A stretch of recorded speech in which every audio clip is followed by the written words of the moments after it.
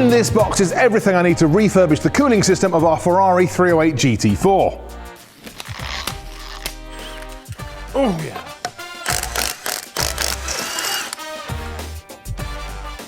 This is the cheapest Ferrari in Europe. It cost us £18,000 and it could be an absolute bargain or it could be a total nightmare. And it all comes down to whether the engine actually runs or not. And the reason we don't know if it runs is because the water pump is seized, and the water pump is that thing on the other side of this pulley. Now you can see it does actually move, but it's very, very chewy and really isn't moving the way it's supposed to. So we need to sort that out, but we also need to sort out the rest of the cooling system. We need to make sure that all the hoses are in tip-top condition. We need to make sure that the radiator actually holds water, is actually going to cool the water, and we need to make sure that the actual coolant we put in is the right stuff as well. So there's lots to do, but hopefully once our water system is completely sorted, then we're that step closer to actually starting this thing.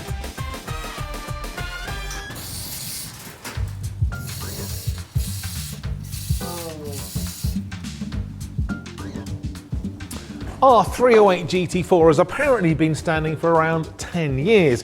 So with anything we have to undo, it's always worth spraying on some XCP and letting that penetrating fluid do its stuff. Now, talking of passing time, I really hope we can get this Ferrari going quicker than John's other project, the 1986 Range Rover.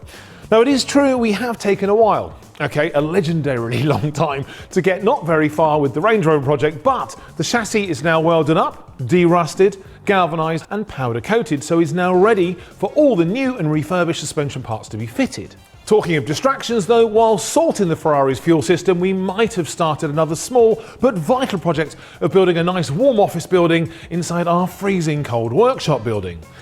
But we're also only going to get back to that project once we know that the 308 starts and runs. So, in the most recent Ferrari episode, we had to sort out the fuel system because the fuel was very stale and it had gummed up the fuel pump and also rotted many of the hoses. We even had to refurbish the joining pipe between the two fuel tanks because the drain plug was actually seized. Then, once all the fuel hoses were changed, I put in some fresh fuel with a little bit of additive to help dissolve the last of the gummy fuel. And while the first sample that was produced seemed to be getting clearer, the soaking could probably do with a bit more time. So I really should just crack on with today's job. And to that end, I've got a nice bag of replacement water hoses and a brand new water pump from Superformance. But before I can fit any of those, I do need to whip off the old pump and see why it was actually seized. So let's hope the fixing studs actually play nicely.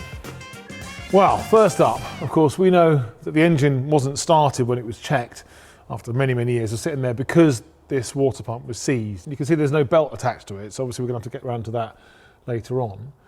But you can see it's got a bit of movement. It's a bit chewy, but now I know I'm going to replace it. I'm just going to see if I can get it to rotate. Oh, it's really lumpy and horrible. Oh, there's a sort of a crunch. Oh, it's getting really stiff. But it does rotate completely, despite the fact that it now feels like it's not so bad. So it could just be the shaft that was seized, and maybe with all the spraying of the penetrating fluid everywhere, maybe that's helped. But it's difficult to tell whether there's some gunk inside where the impeller is or whether it's actually just the shaft. I think possibly you could kind of got away with it if it was this. A car maybe didn't matter quite so much.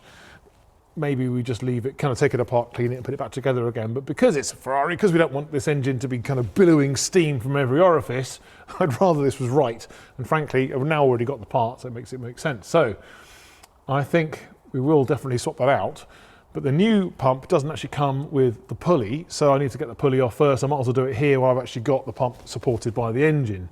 But of course I need to undo that nut. I can use the impact driver to whiz it out, but I also want to try and keep the pulley still. So to that end, just going to use a sort of oil filter remover and just wind that up. So hopefully this is going to give me just enough movement there. So now, okay, so hopefully the impact driver is going to help me here a little bit. But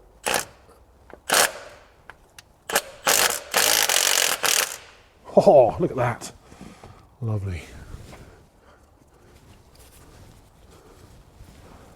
So back in the day, I didn't have something as useful as that. Probably trying to get the mole grips on there, and of course that would probably ruin the pulley. So again, because it's our Ferrari, it's a good way to preserve that. Now, the thing is, to actually pull that off, now I need a puller to try and get that off there, so just get one of those.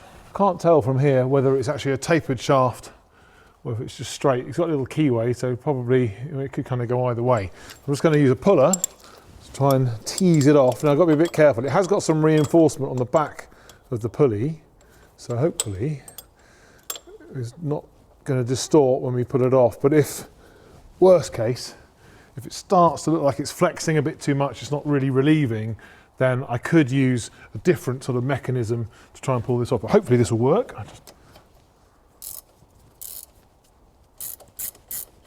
Oh, look at that, it's lovely. So it's just easing itself off. So thankfully, I mean, this car has been well maintained, I think, in between. Oh, there we go. Look at that. And then just make sure I don't lose the Woodruff key there, so just take that off as well. Just there, little D-shaped thing. Right then, so now we've got 4 kind of main bolts which seem to hold all of the water pump to the block, but then there's also these 3 smaller sort of nut and bolts that seem to hold the pump together, because it's like in 2 halves of a snail, essentially. And then that's what the hoses are attached to, and you've got the thermostat housing, which is just up the top here. I might just undo everything and just kind of see what happens, but I might start with these guys and just see what's removed, because it might be that the hoses come with, whether they are attached further in. Let's just see what happens. Come out apart quite nicely, which is suspicious, because why wasn't this just fixed and working before? So this is the sort of thing that gets quite worrying, because it could be that somebody sold this car saying, oh yeah, it's just a Thies water pump. And you go, okay, yeah, I'm going to go and spend 20 grand on a Ferrari. It's fine, it's just a water pump, only a couple £100. But actually, they may have sabotaged it so that the engine can't be found, or tried, because actually it's completely shot. So this could be the bit where we've been misdirected, shall we say, or perhaps the information isn't quite what it should be, because this is coming apart way too easily. Getting really nervous now. Okay. So you can see you've got a bit of a wiggle now. So now the pump is detached from the block. It's quite a nice design, because that's obviously just completely separated. It isn't going to seize up, which is probably why the bolts came undone relatively easily. But now it's all the hose work that's holding it on. You've got the one on the top here, which goes to the inlet manifold underneath the carburetors, keeping them nice and warm, if you like. And then underneath there, you can see we've actually got this pipe that goes all the way to the other end of the V, the valley. And I guess that's the return, perhaps. In fact, you can see there also, there's a really bad wire. So that dodgy wire we saw earlier, so that's actually a water temperature wire. So at least now we know that. So we'll fix that at some point. Maybe now, once the pump's off, is a good time to fix that, as we can see what's going on. I'm just going to pop the bolt back in, just because, obviously when it's all flopping around, I might actually do damage to things, might start breaking stuff. So at least if these are just casually in position, then when I put a bit of torque on these parts, we're not going to do any more damage. It's only a little nylock nut. Oh, look at that. At the end of the day, it's only a cheap old Ferrari. I shouldn't be that precious, should I? But I think it has been reasonably well maintained, which hopefully will be the saving grace. But until we actually turn this thing over, we just don't know. I'm just going to put a little bit of penetrating fluid just between the steel and the aluminium, because of course that could actually corrode up. But theoretically now, maybe with a tiny bit of a tap, this should now start to slowly make its way off the car. So here goes.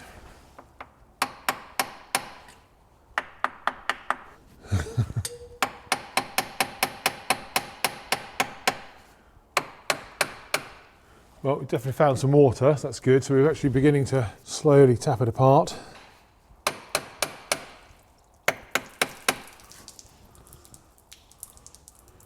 Just need to have enough movement to get something in between.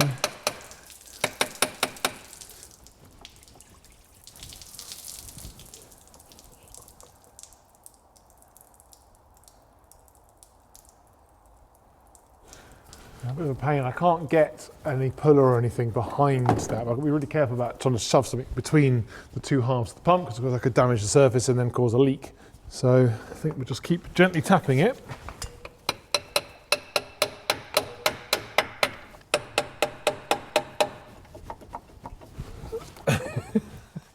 So close. There we go. Oh, there we go. Well, actually, you know, that really is looking in pretty good nick, you know. There's obviously something going on here. Well, it's very crystallised stuff there, and you can see there's quite a bit of rust on this. So even though the impeller itself is in really nice nick, as is the housing, I think it's the shaft that's the problem. It might be safest just to change for a brand new pump anyway, but I'll keep this one as a spare. Maybe I can recondition it, have another look. I'll get it on the bench and have a bit of a wobble, see what's going on. Right then, so while we're here, I think maybe I'm just going to use a little bit of an endoscope just to see what's going on inside. It all looks really lovely and clean, actually. It's almost a bit like cave diving. There's a small bit of water down the bottom there. I mean, that's all looking really good. There's no corrosion in there. It's actually looking in really good nick. So let's just go then into the pump. You can see the aluminium is going to some steel part perhaps, but again, it's looking pretty good. And while we're here, let's have a look up there, because this time you can see there's the thermostat. It's very exciting. So that looks like a thermostat. Not sure I can say much more about that. I mean, it doesn't look corroded particularly. It's probably looking fine, so I think we'll probably be happy with that for now. We might want to change it later on, but it'll be easier to do that from the top side of the engine bay. So that's good. So I think the water system, certainly as far as the engine's concerned, looks in good nick, but we will change obviously that hose as well. But I think it's going okay. Still very suspiciously good though. Right then, so if we have a little look at our water pump here, if I just, you can sort of see the lumpiness is sort of like quite notchy. There's a bit there, and so it's not very, very free flowing. There's a nice bit there, so that bit there is all right. It kind of gets a bit lumpy in places. It kind of stutters along. It's like there's nothing grabbing at all, but then it gets really graunchy again. So it's just to be safe, I'll go with the new one. Just open that out like so. So we get a nice little gasket with that as well. And we get a new keyway as well. Just burst this open. Now let's have a look at that. If we compare the two,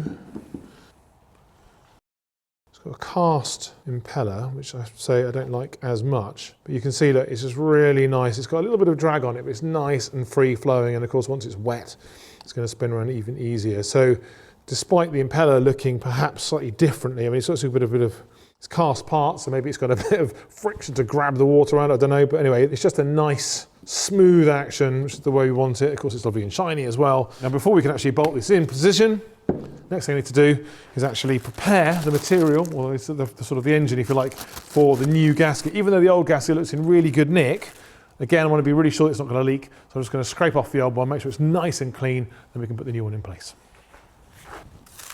You know what, I might actually just change my mind on this. It'd be really lovely if we could kind of maintain as many of the original parts on this Ferrari as possible. And I really like the fact that this original pump has got the brass impeller. And actually, it's not that bad. I mean, it was sort of seized to begin with, but actually it's kind of just started to free up the more and more we fiddle around with it.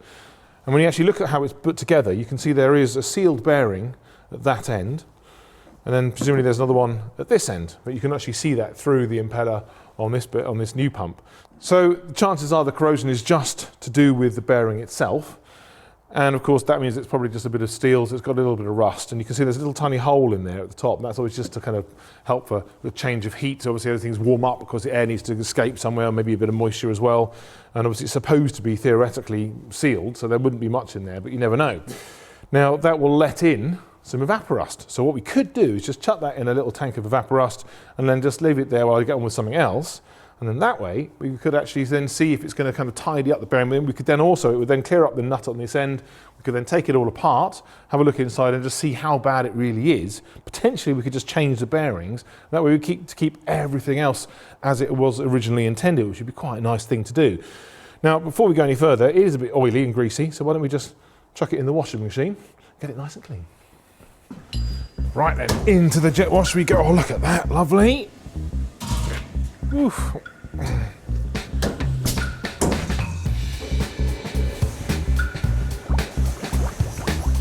Right, let's have a little look at this. See how the jet wash is done. Oh, look at that, lovely and steamy. Oh my word, look at that, beautifully clean. Smashing. Oh, it's quite warm, but it's looking so much cleaner, which is fantastic. Now obviously the inside looks much the same. Outside is looking much, much better. But now it's also revealed that, you know, how rusty that little nut and the washer and presumably the bit that's attached to is. So now is a good time to pop it into the evaporust. But we'll also notice it's got an extra hole there, which means it's going to get inside and hopefully do its stuff. So let's give it a go. Now, got some old evaporust. That's the best thing about this stuff. You can use it again and again and again. So I'm just going to drop that like so. Now, loads of you, when I did the flywheel a couple of weeks back, were commenting I should have actually maybe heated up the liquid because it is still quite cold in here. So to that end, we've gone no expense spared. We've actually got, basically it's a tropical fish tank heater.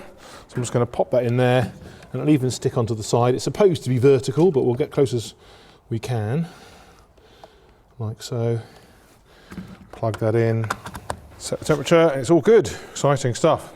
So hopefully now, I'll leave that just to stew for a while, and that's just going to get rid of all the rust that's in the bearings. Then we can actually then take that nice new clean nut apart and get inside and see if we can actually repair this rather than just swap it out for a new one. Right then, so while our old original water pump actually just stews in the evaporust, I might as well get on with something else. So how about we have a little look at all the rest of the water hoses. So here we go.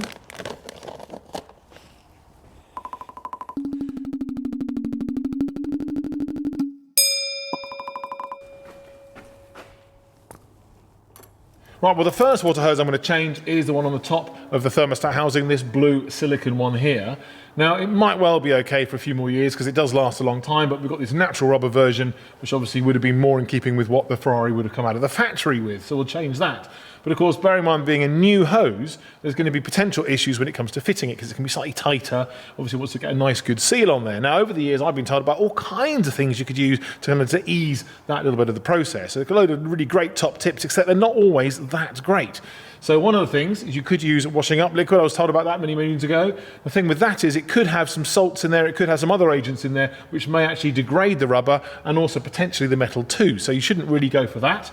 Obviously petroleum grease would be another option, but actually petroleum grease is also potentially a problem because it's going to actually degrade the natural rubber. Now you can use basically red rubber grease. Now that's the kind of stuff that you would put on your brake parts, or at least on the rubber bits of your brake parts potentially, so that would be fine. But of course the other thing you could just do is not use tea, but just literally use some boiling water, pop your hose into that. It's going to soften it up, make it much more malleable, and of course the water will actually lubricate the whole process a bit, and of course that's what's going to be going around in your cooling system, so it will be fine. Great tip.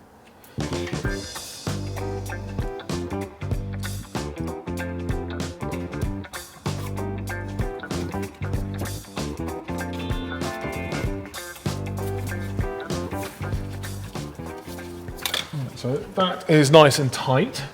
I'll put another clip in, so of course I don't get stuck with all this together and one not in position. But the problem I've now got, that's going to go in there. It's going to be a bit of a struggle to get in, but we'll get there. But of course the other end of this pipe goes down underneath into the centre of the vehicle, and then it joins onto another pipe which then goes all the way to the front where the radiators go. So the thing is, we had to take that apart to get to the fuel system. Well, maybe it was already done, I can't remember now. But essentially, to redo that, I'm not going to do this up just yet. I'm going to try and do the bond underneath first, make sure that's all in position and the clips are in place. Won't do anything up, and I'll come back onto here and connect that. Now the only downside of that is that obviously we're going to change these belts a little bit later on in the process. So the idea is that we're going to make sure that the timing belts are brand new, all set up correctly. We're going to have new tension bearings as well, so that's all going to be great. But of course I might not be able to get there when that's in place. It looks like it should be okay, so we'll hope for it. But of course it may be the case I might have to take all this apart again a bit later on. But for now I just want to make sure that the cooling system is actually okay. We're going to pressurise it in a bit and make sure that actually it holds the pressure. So we're good. So I'll get underneath the car and carry on there.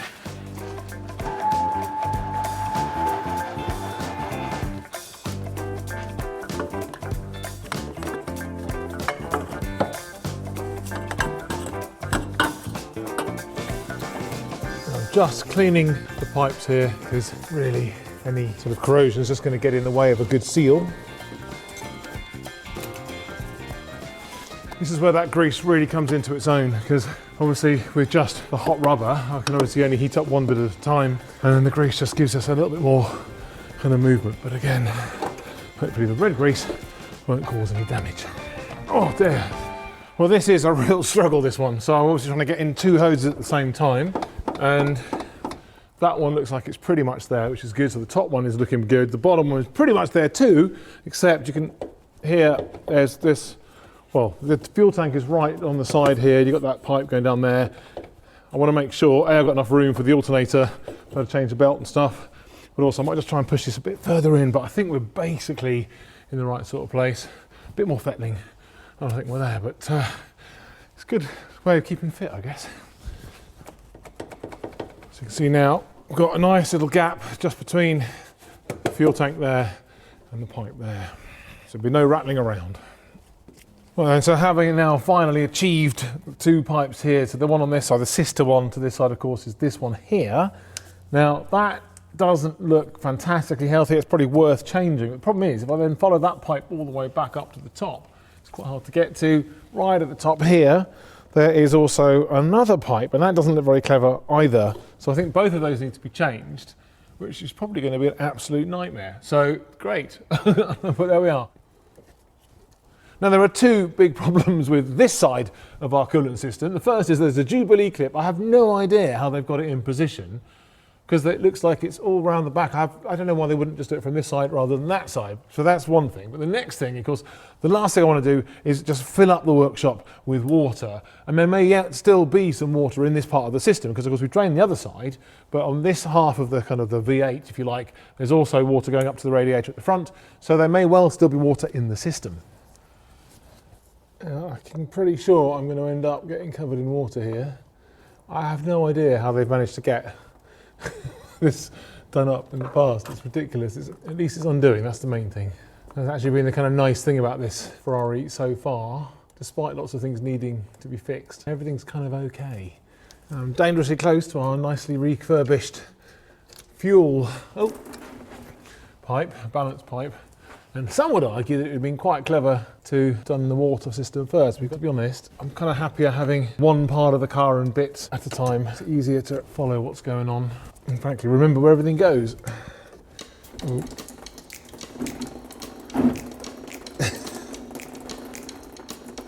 I have a tiny amount of control here.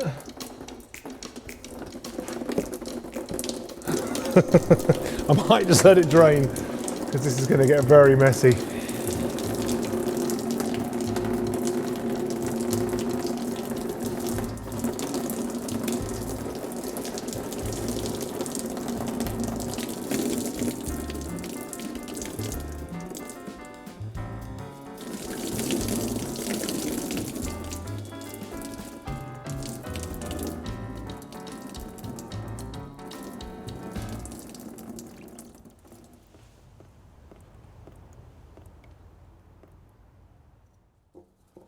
Well, it's actually a lot easier to get at it from underneath the distributors than it is from above.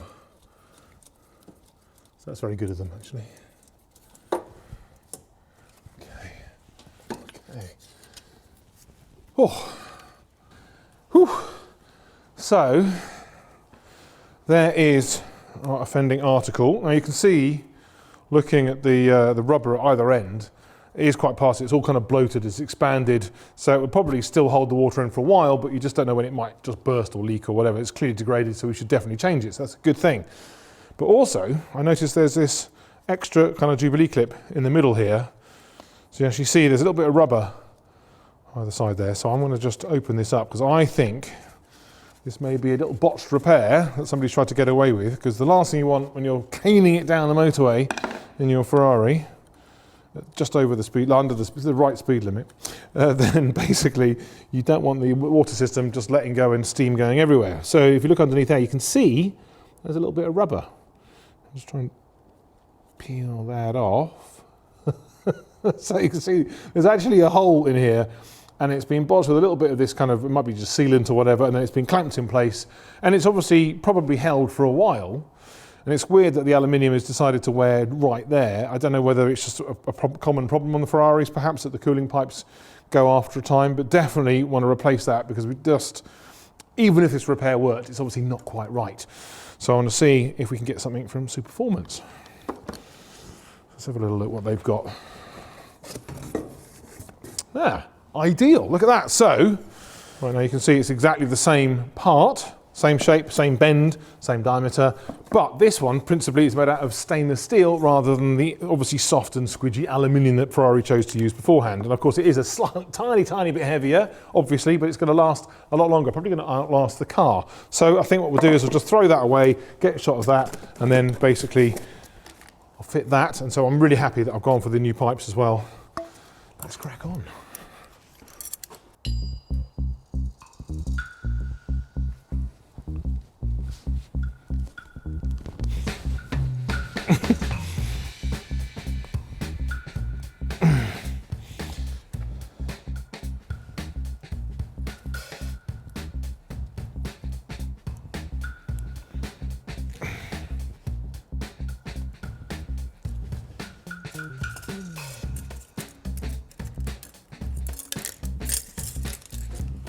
Right then, here we go.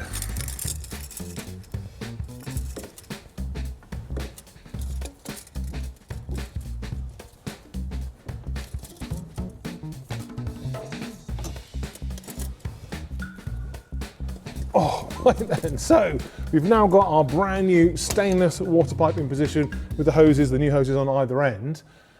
But in the battle, I've actually managed to damage that weird outer coating of our balance pipe for the fuel system. So rather than take it off, I'll try and repair it in position later once I've finished everything else.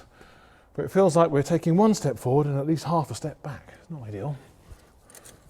It's actually amazing how much room we've got with the thing that's jam-packed into the engine bay.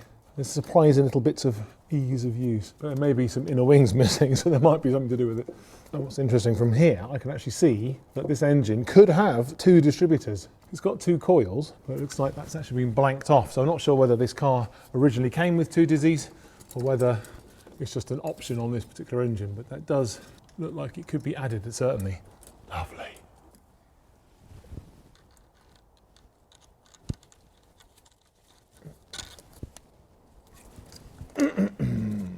Right then, so we've now got all of our hoses in position, which is fantastic. So I hope there shouldn't be any leaks from that. So let's have a look and see how we're getting on with our water pump. So, 34 degrees, lovely. Oh, it is lovely and warm actually. Let's see what magic the evaporust has managed. Oh, that feels great. I think we fixed it, you know. Oh, no. So I think we've definitely managed to clear away all the rust. Oh yeah, so there's definitely a little bit of a graunchy bit. So what might have happened now, we may have dissolved away or kind of removed, chelated away all the rust, but now of course there may be some pitting beneath that. And you can hear, there's like a little graunch just there. And that's the sort of thing where it might sort of seem fine to put back on again, but of course once it's under load, you've got the pulley on here and the belt's tensioned up, then that's where it's going to start to fail potentially, and that could be a bit of a nightmare. So we have got the new one, obviously, but I kind of like the fact that this is so clean and lovely. Why not try and keep it a little bit original? Because you can actually also get replacement bearings and seals. So that's great. So if I've actually fit these, I can take this all apart, and now, of course, that bolt there is no longer rusty. We should be able to get that apart. And in fact, you can actually see close up on here, there is a little tab just there. So that little tab, if I now peel that away, it's like a locking tab. I can peel that out of the way now. I can undo the nut, and I should be able to pull the whole thing apart. And then potentially, as long as there's no damage, we should be able to put the new bearings back in. So we could actually kind of recondition this one rather than going to the whole expense of the thing I've already bought. But hey, let's not worry about that. We have a spare, which is fine, but at least this way, it's a nice way just to kind of keep the car even more original while actually keeping it in tip-top condition. Right then, well, let's see if I can just peel this apart. So, oh, there we go.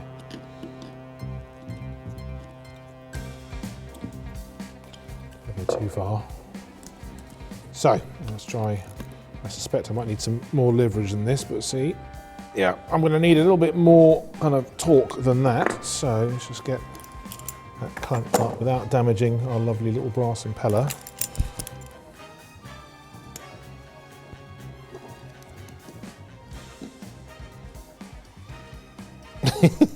I think we might damage our little brass impeller. I think maybe an impact driver might be a good idea.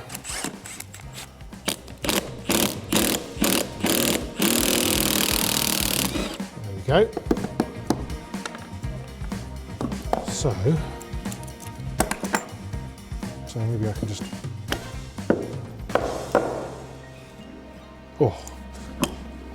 so you can see that's where all the corrosion was before. It's all a bit graunchy around there. You can see the seals come out of the bearing. So even though the evaporust did work a treat and worked some magic and got rid of all the rust, clearly the rust damage is now kind of ruining the bearing. So what I need to do now is take all this apart, clean it all up, and then I can then put in a new bearing in this end and put a new bearing in this end. Smashing. Right then, so now what I want to try and do, I can get that into position there, and then hold this in place. Now, it looks like a slightly odd arrangement, but just because I seem to have mislaid the right thread end. What I want is this little bearing surface on the end, but also this one's got a point on the end, which is nice. Okay, so we're now pretty good to go. It's a bit sketchy, but it'll be fine. So now what I need to do is basically wind that up. So what should happen is it should just pop through. There we go. And luckily I caught that before it hit the ground, which was excellent. So now, we've now got our little shaft there. Now this complicated stuff on the end is actually sort of basically a rubber seal to try and stop the water from the water system getting into the bearings. Clearly it's failed, because obviously everything's got very rusty. And you can see on that end just there, so that bit is actually where it goes onto the bearing itself, which is kind of interesting. And you can see the evaporator has done a great job of getting rid of a lot of the rust, but you can see it's a bit pitted still. So it's obviously seen better days, but other than that, the shaft is actually in pretty good nick. So one could easily use that again. And then particularly at the end, you can see there's the keyway slot there. That's actually fine as well. So that's good. So while we've got it apart, let's have a little listen to that bearing again. So I've got one end. Oh, that's quite bad. Oh, that isn't great. And then if we go the other end. So that's interesting. So obviously the lubrication really helped actually make them sound a bit better than they were. But it's definitely the right thing to pull these ones out and then replace them if we can. Right then, well, interestingly, while we're here, we can actually see there's some numbers on the top of the bearing there, actually on the dust cover, if you like, or the seal. And it's 6302NSE, get the light right. So that gives us the part number, which is great. And of course, we can actually probably go to almost any bearing shop and buy something very similar, or maybe an upgraded version of that. So that's great. So we know exactly what size it's supposed to be. And I suspect the other one will be the same. It would kind of make sense, but of course we don't know until we get it all out. Now to get them out, as you can imagine, it's quite difficult. We can't get a puller on the outside. Definitely can't do it on that end because it's very, very hard and deep inside. And there is a spacer, it looks like, between the two bearings. And of course, when you clamp everything together, that spacer makes sure that the centers of the bearings are actually kind of clamped tightly. And of course, then the outers are actually held within the casing. And of course, that's exactly how it's going to work. It's obviously going to isolate the movement from the inside to the outside. So that's all good. But the question is, how do I get in there? Well, I think what I'm going to have to do is a little tiny bit of butchery. We now know that the bearings are gone, need to be replaced. So that's fine. So if I now pick off that little dust cover there, then I've got a clever little tool, if I can find it, what looks like just a sort of a bull race, but actually if you turn it sideways you can see it's flat. And the idea is once I've picked away at that sort of, maybe I might have to remove the cage as well inside, I can then pop that inside, spin it around, and it's going to grab hold of both the inner and the outer part of the bearing, and then we'll attach the puller to it and it'll hopefully then pull that out. Now I think I'm going to start at this end because it's harder, so I might as well start with the harder one and see if we can get it out.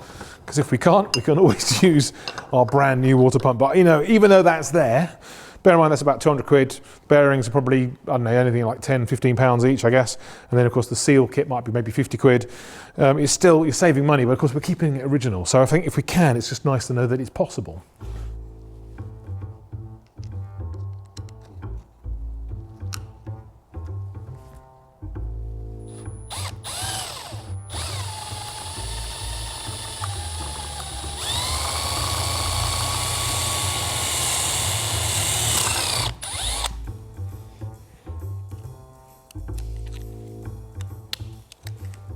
Now you can see there's a ball there that's now free to move. So what I need to do now is try and make sure I can get the right size. Look at that, see? So it goes in and then it holds it nicely. I'm just going to do the same thing on the other side and then we're good to go. So as you can see, the bearings aren't going to be usable after this. But, right then, so now I'm just going to pop that into position like so, and I can twist those, so that's good.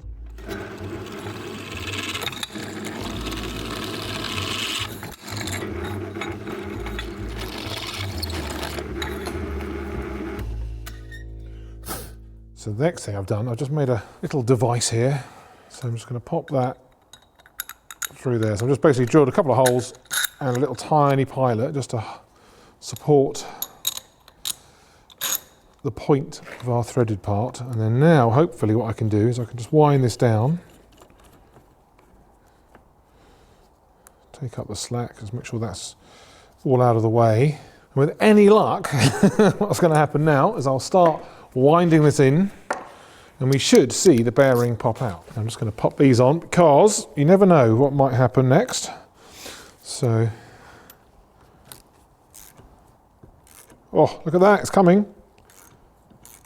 That's very exciting. So it does seem a little bit like a bit of butchery at first, but actually you can see now the pump is intact, the bearing is out. Look at that. It's all falling apart, but it's all good.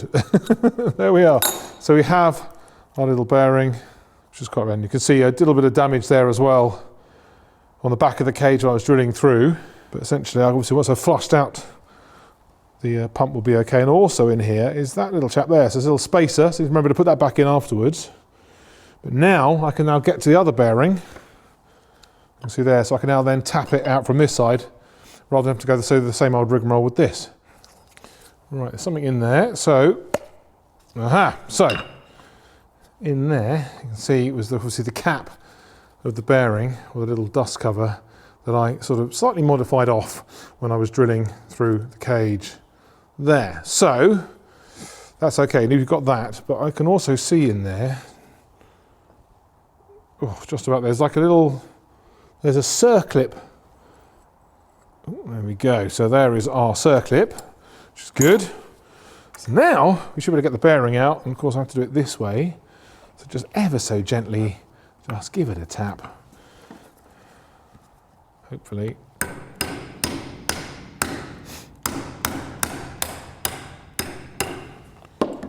So now, hopefully,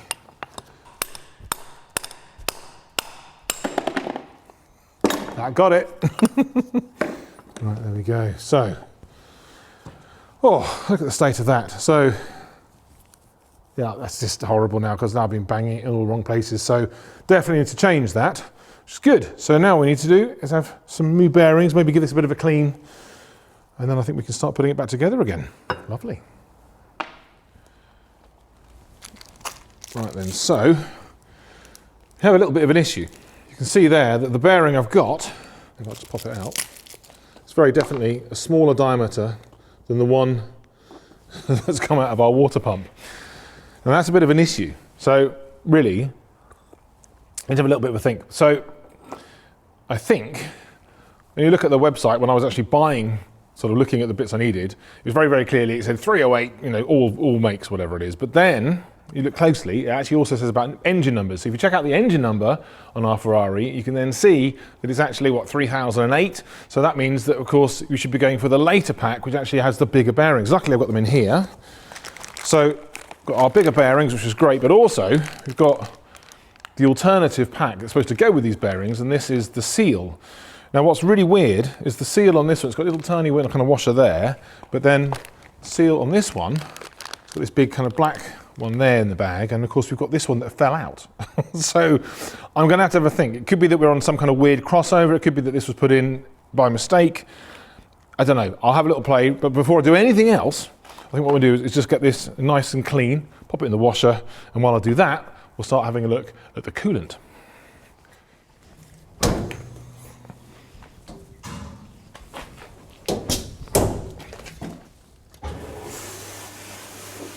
Right then, for this next bit, we're going to be talking about antifreeze. So, I thought it'd be quite interesting just to go through exactly what we're going to be putting into our Ferrari. So this car is of an age where it was always down to blue antifreeze, so it's monoethylene glycol, so it's an inorganic antifreeze, but you have to have the right amount. And obviously you should do this sort of check on your car regularly because obviously it does break down over time, and you obviously should use antifreeze, even if you're in a hot country, because obviously in the cold country it's to stop it freezing, but also there are all kinds of rust or sort of corrosion inhibitors within this liquid as well, and that kind of preserves the interior of your engine bay. Now, another thing to think about is the water. Now, depending on how kind of really sporty you want to go with this, a lot of people, particularly in the Ferrari community, will only run with distilled water just because it hasn't got any of the minerals in there, which could, of course, also do stuff, react with what's going on inside your engine bay. So using distilled water here. I'm also just going to pop in this one here. I'm just going to pop in another 50% of our ethylene glycol. So now we've got no percent, basically 50% and 100% coolant, and we can check then kind of what we're doing here with this clever little tool. So if I just squish that down here, and you can see that we've got nothing floating, which basically gives us sort of freezing protection from, I think that says plus 25 down to -7. So not entirely sure about the -7, but of course I think you wouldn't want to be running your car on pure water, although water is by far the best thing for removing the heat from your hot engine. So obviously that's why you want actually quite a chunk of water. So I think it's worth bearing that in mind if we're in a particularly hot country, but you've got to think about what could be going on in your engine. But you still want to have some of these other preservatives. Now if we have a look at 100% coolant, look at that, wow. Okay, now we're just losing just a little orange one there, and that is basically -34 to -37 sort of protection. So that is proper, like darkest sort of Alaska, Canada, that kind of thing, or Miami recently, weirdly, and it's basically going to give you loads and loads of protection. But are you really going to leave your Ferrari out in that kind of cold? So what is recommended by Ferrari experts like GTO Engineering, who are just up the road from here, they would say normally go for about a 50-50. So if we have a look at that, you can see we've probably got between probably at -10 and -23 degrees, or possibly it could be +5 to -15. So it's somewhere between there, but let's face it, I mean, recently we had a really, really cold winter here, went down to about -10 in the workshop. So even if the car was in storage, obviously it's going to take time, unless it's cold for a really long time, for the whole thing to cool down. But I'd be very happy with that kind of protection. So that is what we're going to use in our Ferrari. Away safely. Right then, let's see how our water pump housing is doing.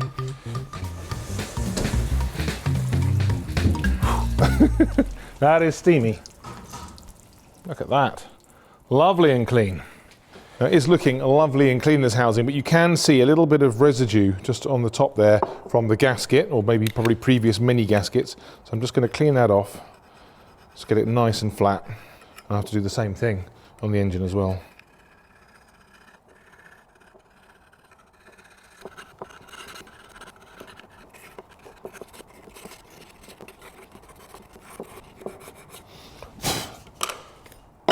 Lovely.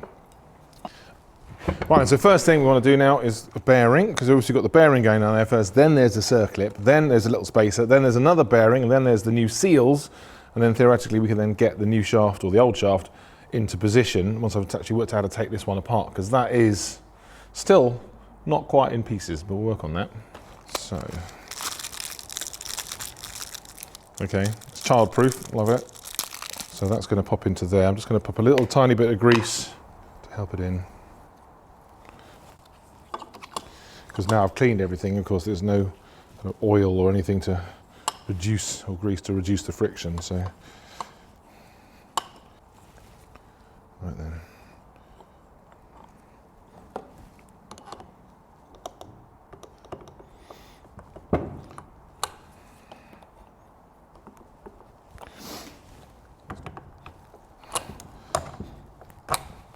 So it's getting there. So that's now going to have to tap that all the way down.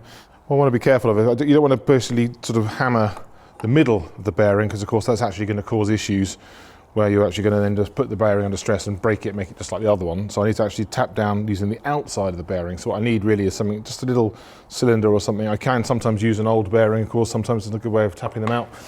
But something that's just about the same size as that, slightly smaller, so I can tap that down nice and square, and that way it's going to go back with that kind of catching. Because of course if you get it slightly on the squiff, it's going to be a disaster.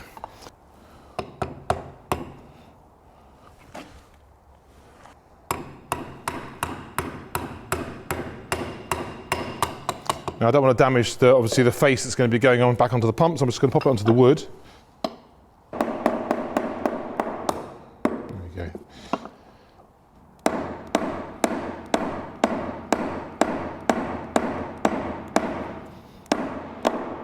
Now that change in note definitely means it's home. You can see now it's actually kind of right, there's no gap between the two. It's quite hard to see, but it's definitely there. So now I've got to get all the way down there and try and get the little circlip in place.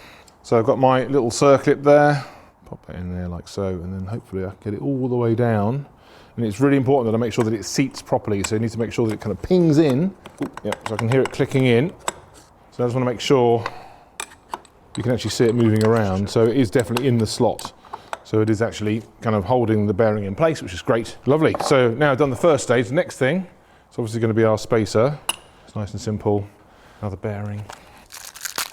Again, I mean, this isn't entirely necessary, but it just helps. Like last time, it got a little bit stuck. The grease just makes it more likely to slide in position.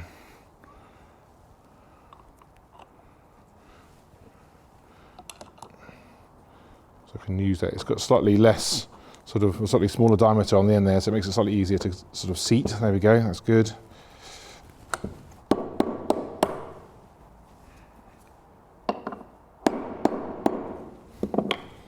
Just double check. Yeah, so as long as that can move a tiny bit, once it's all tightened up, of course, then it's actually going to locate it in position. That's pretty good. Okay, so next thing is the seal. We'll just try and take this apart a bit more. So it's only rubber, so it should just come off. You can see it's got a little square edge, so whether that's standard part, it almost looks like the outside of a bearing, but it's not quite because there's a sprung part underneath. So I might just give it a bit more violence and we'll see what's going on. Again, I want to be careful I don't actually do anything to the shaft. I don't want to damage that because otherwise it's not going to go back into position. And this vise has got like a little sort of bit for clamping shafts and things, which is good. So let's try and pull that off with a puller.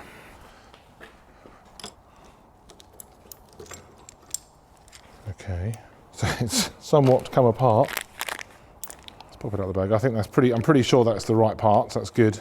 It's interesting that it's a bit of a weird hybrid. So theoretically that's going to go down first like so, and then this bit is going to go like that. I'll clean that up first, but at least it looks like it's all going to go back together again properly, which is nice. Give this a bit of a clean.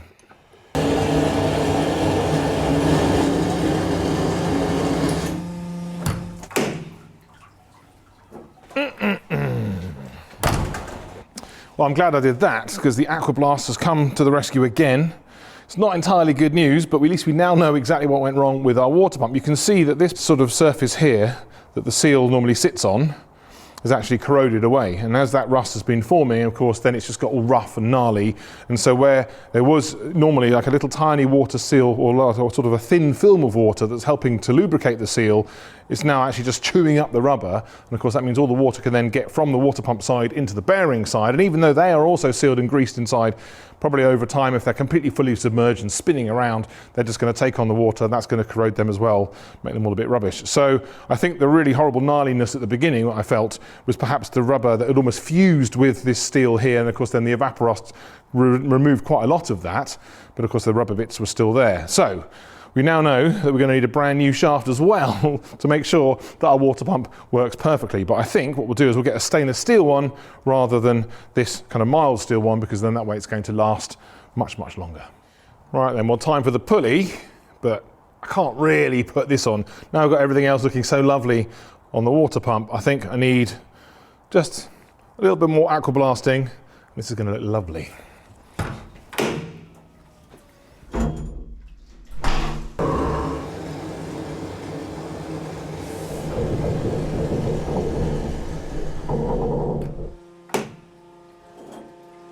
That, lovely. Well, that is looking fantastic. So you can actually see the pitting of the casting. But what's happened, of course, is that the little ceramic beads have sort of slightly peened the surface, so it's actually not going to corrode anywhere near as quickly as it might have done before. But also, I'm going to paint it anyway. I want to make it look lovely and satin black, I think. But a little top tip, it's a little bit damp in here at the moment. So what I'm going to do, I'm just going to get myself a bit of heat, with damp and cold. So if I just warm it up a little bit, gets rid of any moisture. It's also going to help the paint key and hopefully stop any runs as well. Doesn't have to be crazy hot. Lovely.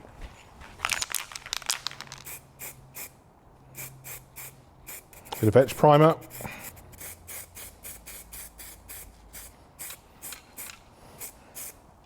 That'll do.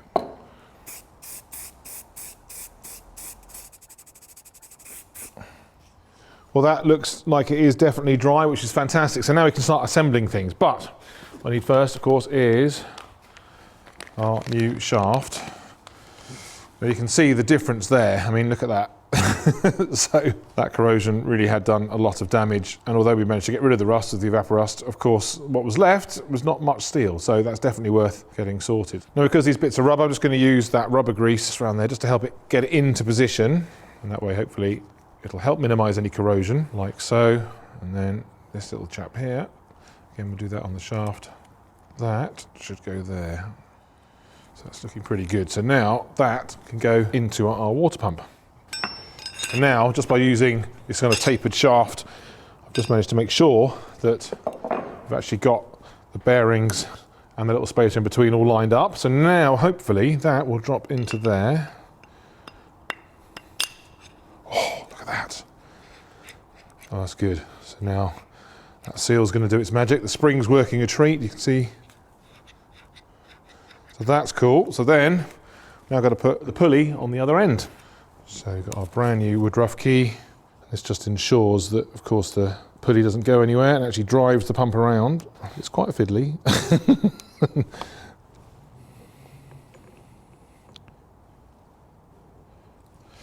So just get something on the back of the shaft there. And then there we go. Did that work for you? Oh, right, so then that should go on there like so. Going to pop a little tiny bit of red grease on the back of our impeller, just because that's going to be making first contact with our rubber part. So that's lovely. We have a little spacer. And I think we'll treat ourselves to a nice new locking tab. That pop in there like so. And then the original nut, which now looks wonderful.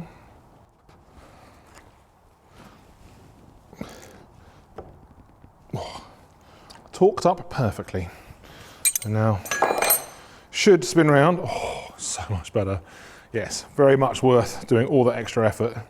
We now have a lovely, lovely water pump. It's great. I'm now just going to do the locking tabs at the top.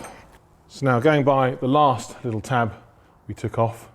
So we want to just push down to the impeller as you'd expect. So you can see this little tab here has got a little kink down because that was going towards the impeller. And you can see also there's a little kick up.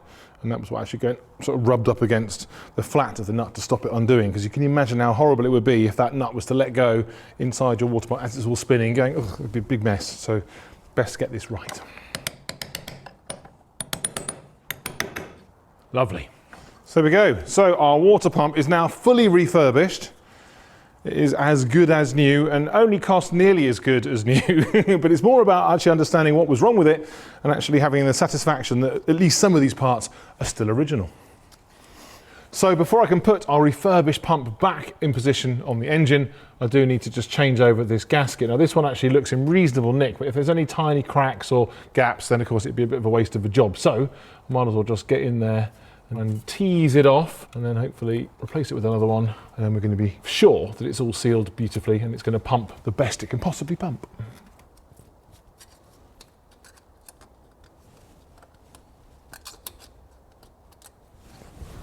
Okay, I'm just going to clean up that surface as well. You can see there's signs of silicone sealant at the top there, so I guess they were having issues. It does look a little bit stained. Actually, I can't feel I've kind of scraped off all the bits that might be proud. But when I got the new gasket in position, what I'm actually going to do is just add a little smear Hylamar Blue, which was invented by Rolls-Royce. And that stuff is fantastic. It never actually goes off, and it's just a really good sort of extra bit of sealant for the gasket. Lovely. So there is our new gasket. And then I'm just going to get a little bit of Hylamar and then effectively just get it on either side, and just what I'm doing is just kind of wetting both sides of the gasket with this stuff, because we're perfectly smooth now on both ways, but it just means even more chance of getting a really, really good seal. Interested to see what Ferrari or Ferrari mechanics will have to say about this. So it was all nice.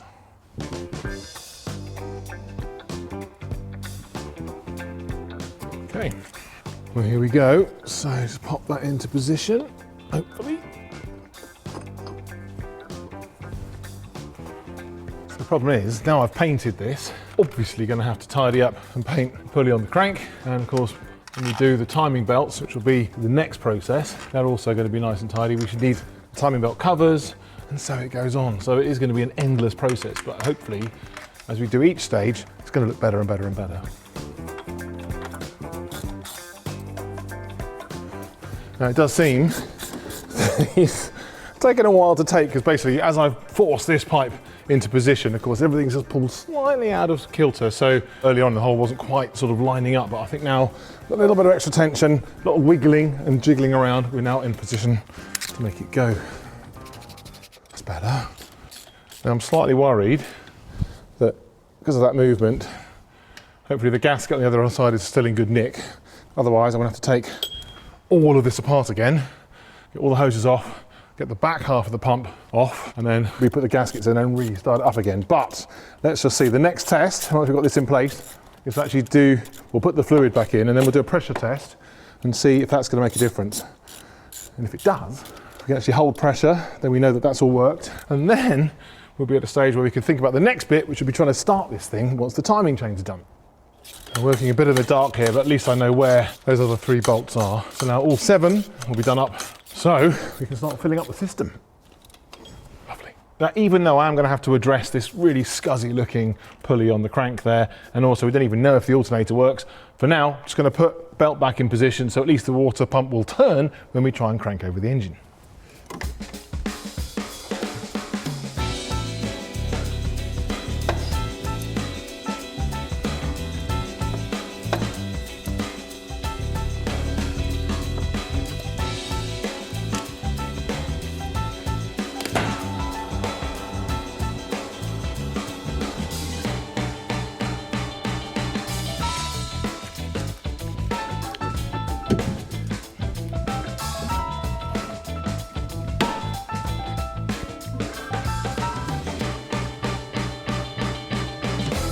A really important part of filling up our coolant, of course, is bleeding out the air from the system. Now on the back, most of that's just going to work with gravity and it's going to find its way to the expansion tank, and that'll be fine. And of course, once the engine's running, we'll definitely get rid of any extra air bubbles. But of course, bear in mind that those pipes then go underneath the car all the way to the front, then up to the radiator. So this is a high point of the system, and now it's been drained. Of course, this is going to be full of air. To get that air out, there is normally little bleed screw just up here, little knurled kind of screw with a hole in it, and that lets the air escape. But as you can see, in its history, somewhere, somebody's managed to snap that off, which is not very cool. Now I could use the temperature sender, but unfortunately you can see that there's a little bit, if you look really closely, you can see there's what looks like a little bit of chemical metal. So clearly, maybe somebody's tried that before, that's also seized in position, and potentially there's been a leak they've had to try and deal with. So we may have a problem with that later on, don't know. But for now, the very least I've got to do is I've got to just grind that flat, I'll drill a hole, get an easy out, kind of wind it back out, and hopefully I can get rid of the broken off stud and then replace it with a brand new bleed screw, and then we can actually bleed the system. This car just doesn't stop, does it?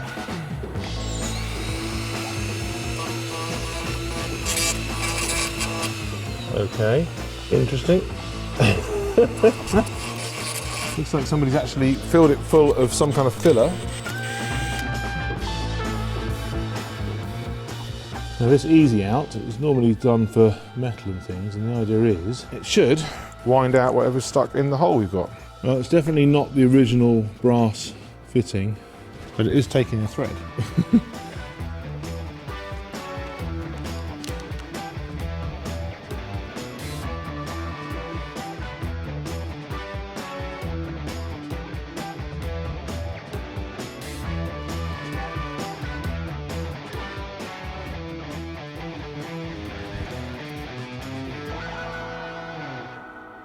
Right, so theoretically we've now bled the system all the way at the front and the back. There might be a few bubbles making their way through, and there'll be a few more, of course, that are going to find their way, there we go, out into the atmosphere once the engine is actually running. But now we want to seal the system off. Now the original radiator cap, a little bit of corrosion there. We don't really know its history, don't really even know what the spec is. Now the standard on this Ferrari is 0.9 bar, but actually I've gone for a slightly bigger upgrade, as it were, or 1.1 bar, so it's going to run just a little bit hotter if need be. So it should hopefully, on those hot sunny days we're notorious for in the UK, we go for a nice drive, or maybe if we drive all the way down to Italy, then it should actually keep cool all the way along. But before I actually put that in place, what would be quite good is actually now do a pressure test on the system to make sure that it can actually withstand that kind of pressure and we haven't got any surprise leaks appearing from anywhere. Now this is a great little tool, possibly unnecessarily colourful, but it's rather lovely. So you can basically pressurise the coolant system on pretty much any vehicle. Now what I'm going to need for the Ferrari is this little fitting here, and this little pump here. You can actually power it with an airline as well to help bleeding things, but let's put it on the car and see what happens.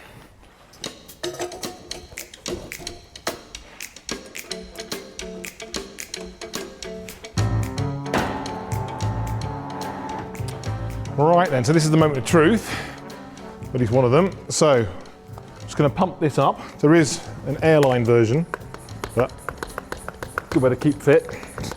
So what I'm hoping, as we pressure up to just about 1.1 bar, which is obviously what the cap is going to release at, at least then we know, if we get no leaks, that we've actually completely sorted the water system, and we're ready to move on.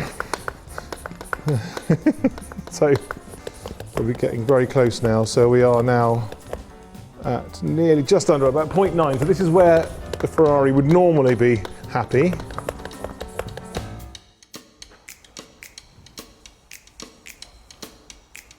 Can't see any leaks, which is a really, really good sign. I can hear a little bit of a hiss. Just going to have a quick run around and make sure there's nothing going on. Can't see anything. Right then, well I think, oh hang on, no. Well you know what, I think we're getting away with this. I can hear a little bit of a leak, but I think it's just coming from this unit here, which means the system is holding pressure, which means we've got no more leaks, which means the water system is now done. Hurrah, I've done it, which is fantastic. So the next thing we can do is actually try and start the engine, and that's going to involve changing the timing belts, draining the oil, changing that, draining the old fuel, sorting that out, and then cranking it over and seeing what happens. But that's all that is a job for another day.